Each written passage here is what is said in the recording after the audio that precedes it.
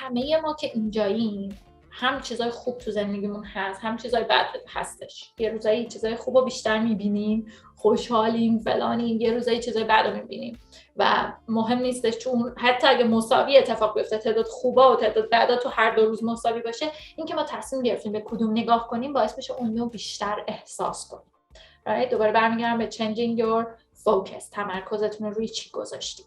پس هر روز intentionally، یعنی آگاهانه انتخاب کنین که تمرکزم میخوام بذارم رو خوبیا و روی تواناییام.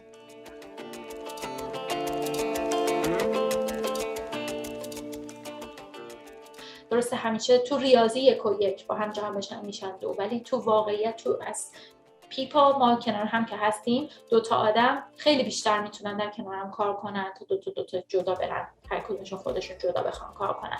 پس ما از این سینرژی استفاده میکنیم و یه چیز بهتر میسازیم از اون چیزی که پتانسیالی یا به صورت پتانسیل برای ما در دسترس بوده. برای اینکه بتونیم این کارو بکنیم باید طرز تفکر درستی داشته باشیم. اول از همه باید باور داشته باشیم که میتونیم و باور داشته باشیم که میارزه اون چیزی که میخوایم بهش برسیم. به خاطر اینکه با برش تلاش کنیم، چون که اینطور نیست ما بشینیم و انرژی مثبت بفرستیم و همه اتفاقات درست اتفاق بیفته. باید کار کنیم.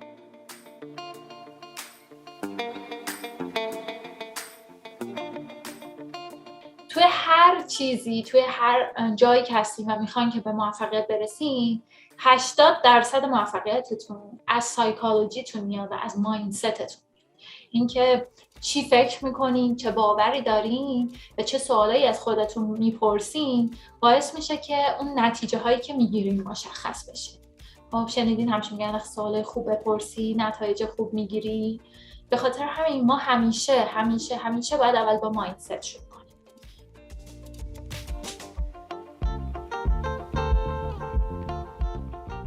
به intentional living، زندگی آگاهانه، یعنی اینکه ما هر روزمونو و هر لحظه‌مونو براش تصمیم میگیریم که من امروزم میخوام چجوری باشه.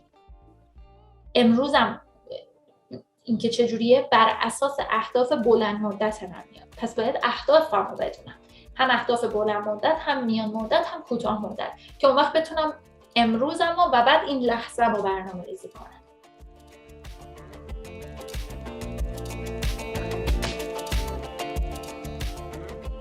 قرار شد که هر روزمون اینتنشنال باشیم، هر روزمون واسه زندگیمون تصمیم بگیریم و هر لحظه‌مون بر اساس تصمیم روزمون باشه.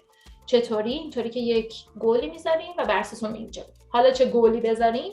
تو زمینه‌های مختلف باید گل بذاریم. این زمینه‌ها 7 تا که میخوام الان بگم که میشه ویل آف لایف یا چرخه زندگیمون رو تشکیل میده. یعنی هر چی که تو زندگی ما هست تو یکی از این 7 تا کاور میشه. خب حالا میخوام که همتون کاغذ و خودکار که یا مداد که حتما داشته باشین، الان شروع کنین به خودتون اولا یه دایره بکشین.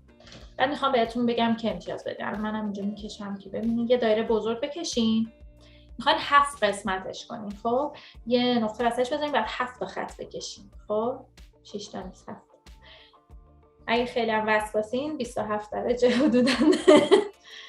خب الان من دارم میکشم که بهتون نشون بدم. خب خیلی هم بد کشیدم خود من. اوکی یه اینطور که مثل یه چرخ میشه دیگه.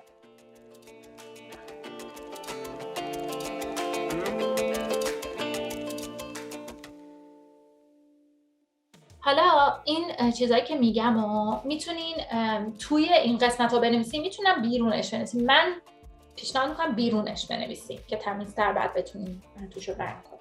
بیرونش این چیزها رو بنویسین. اینا 7 تا قسمت زندگیمونن.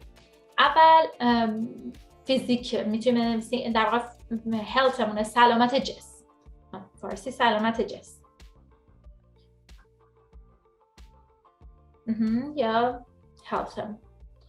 بعد spiritual یا سلامت روحمونه.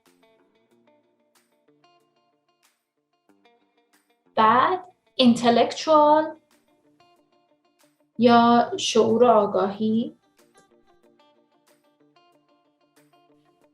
قسمت بعدی کریر یا بزنس که شغل یا کسب و کار.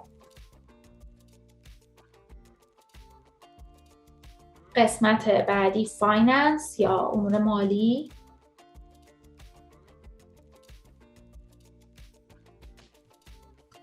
قسمت بعدی فامیلی یا خانواده.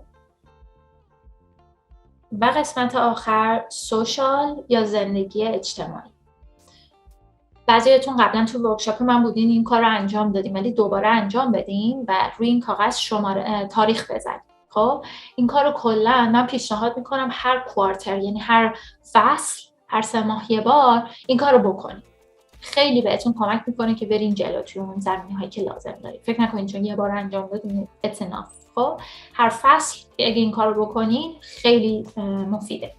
من فکر کنم از 2016 اینا اولین بار شروع کردم به این کار رو کردم.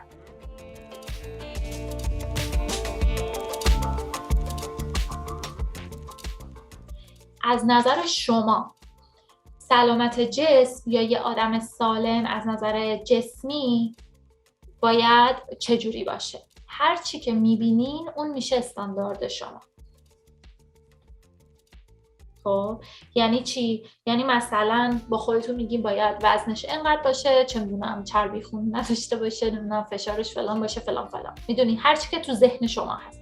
باید ورزش کنه، هر چی که به ذهنتون میرسه برای انسان سالم با معیارهای خودتون اون میشه 10. حالا شما در مقایسه با اون 10 خودتون به خودتون چند میدید؟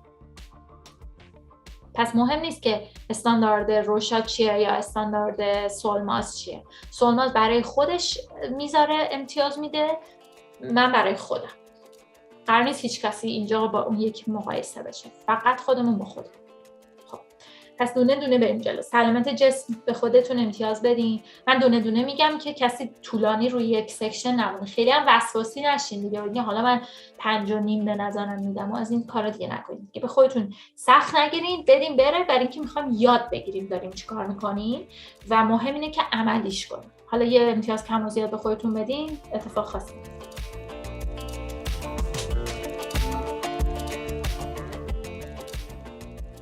اینطوری مثلا این شیشه اینم شیشه، این دوتا رو هم وصل کردم، شیشه رو این تو رو هاشور زدم. خب این مثلا شده شیشه من.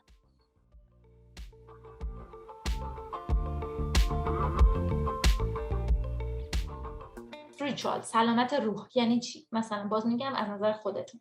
مثلا من به نظرم اگر کسی سلامت روح داره، از نظر مثلا ذهنی کلا آدمیه که در آرامشه، مثلا اوکی حالا یا مدیتیت میکنه یا مثلا مثلا اگه میره راه میره مایندفول راه میره، مثلا توجه میکنه به برگا، به صدای پرنده ها، به چه میدونم ابر و فلان و اینا و کانکت میکنه با اون چیزی که بهش باور داره. اگه به خدا باور دارین، به انرژی باور دارین، به هر چیزی که خودتون باور دارین، به اون کانکت باشین.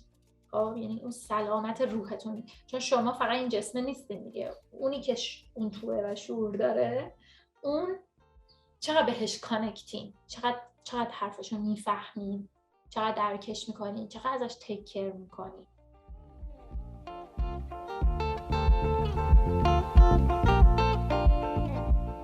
بعد اینتלקچوال شعور و آگاهی مثلا یعنی چی؟ یعنی مثلا از نظر شما یه آدمی که از نظر آدم آگاه چه کار میکنه؟ مثلا کلاس میره، کتاب میخونه، نمیدونم پادکست گوش میکنه، یا مثلا فیلمای ترو استوری میبینه. چی کار میکنه؟ چقدر از اون کارا میکنه؟ چند تا کتاب میخونه؟ چند تا شما کتاب میخونید؟ نسبت به اون خودتون امتیاز بدید.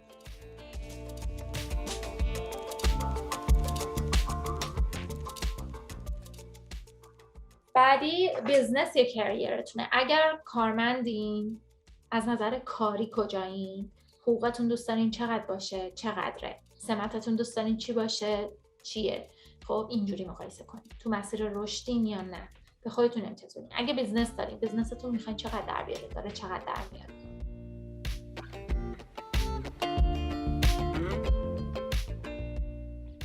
بیزنستون، رشدش، تلاشتون واسه بیزنستون، اینا میره تو بیزنس. پولی که در میارین میره تو فایننس. خب یعنی از نظر مالی اوضاعتون چطوره؟ مثلا میخواین انقدر درآمد داشته باشین، میخواین انقدر مثلا پس انداز داشته باشین، انقدر چه میدونم پسیو اینکام داشته باشین که مثلا درآمدی که اکتیو نیستش، یعنی همینجوری داره فارسیشو یادم رفته پسیو اینکام چی میشه، چه درآمدی دارین در میارین بدون اینکه مثلا تایمتون رو باهاش مبادله کنین. اینو به خودتون دوست دارین چقدر باشه، الان کجایین، امتیازتون رو بدین.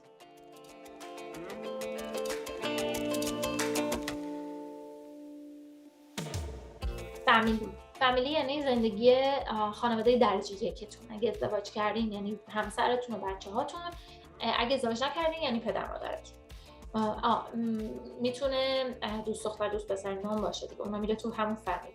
خب اون در چه حاله؟ دوست دارین ایدئالش چه شکلی باشه، الان کجاست؟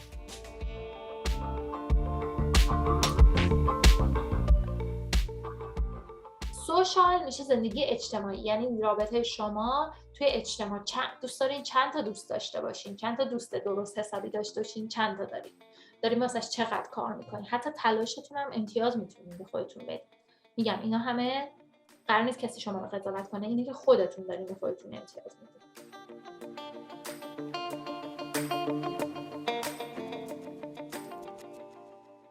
حالا ما باید چیکار کنیم؟ باید نگاه کنیم ما توی این کافه سوسایتی فوکسمون تماما روی اینه. خب ولی چجوری؟ اینجوری که نگاه کنیم کدومش کمه، اونایی که کمه اونایی که بیشتر کار نیاز داره. حتی اگر دوست ندارین روش کار کنین که احتمالاً واسه همینه که کمه، باید روی اون کار کنین تا حال دلتون خوب باشه. وقتی که حال دلتون خوب شد، وقتی که به بالانس رسیدین، بعد وقتشه که استاندارداتون رو ببرین بالاتر. دیگه اون 10 الانتون در آینده واسهتون 10 نیست، معنی اون میشه مثلا 8. حالا استانداردهای جدید داره. مرسی که این ویدیو رو دیدین. این قسمتی از ویدیوی کافه سوسایتی بود، ضبط شده یه کافه سوسایتی بود و کافه سوسایتی یه ممبرشیپ ماهانه است که در حال حاضر 2 بار در ماه ما دور هم جمع میشیم با افراد لایک مایندد. همه افراد طرز تفکر مشابه دارن، همه دنبال رشد شخصی، رشد بزنسشون و بهتر کردن کیفیت زندگی خودشون و دنیای اطرافشون هستن. در مورد موضوعاتی مثل مایندست یا طرز تفکر، مانی یا پول و مارکتینگ یا بازاریابی صحبت میکنیم. موضوعات هر ماه با هم متفاوته، از قبل اعلام میکنیم و هم آموزش داریم، هم جلسه سوال و جواب، پرسش و پاسخ. و اگر شما دوست دارین که بخشی از این کامیونیتی باشین و در کنار همدیگه با هم رشد کنیم و این دنیا رو جای قشنگتری برای زندگی هممون بکنیم، حتما با ما تماس بگیرین. میتونین از طریق اینستاگرام یا وبسایتمون و یا ایمیل من با همون تماس بگیرین و من یا یکی از بچهای تیم باهاتون صحبت میکنیم و حتما خوشحال میشیم که بهتون خوش آمدگویی کنیم در کافه سوسایتی. مرسی که بودید، مرسی که دیدید و اگر این ویدیو رو دوست داشتین حتما یادتون باشه که سابسکرایب کنین که ویدیوهای مشابه رو ببینید و اگر دوستش داشتین با دیگران به اشتراک بذارین. مرسی از وجودتون. خداحافظ.